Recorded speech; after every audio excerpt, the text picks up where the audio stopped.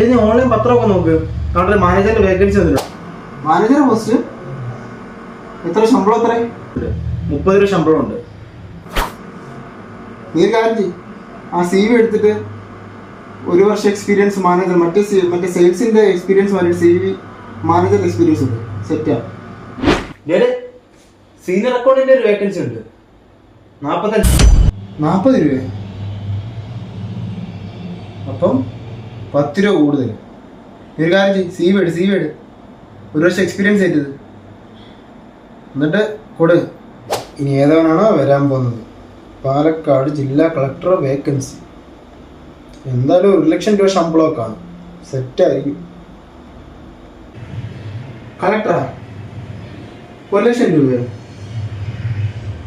നീ മറ്റേ എടുത്തിട്ട് CV എടു. അവിടെ കളക്ടർ ആവാൻ UPSCയുടെ പരീക്ഷ പാസ്സാവണടാ. നീ പാസ് 2018 കൊടുക്ക്. Experience 1 year experience in Mizoram.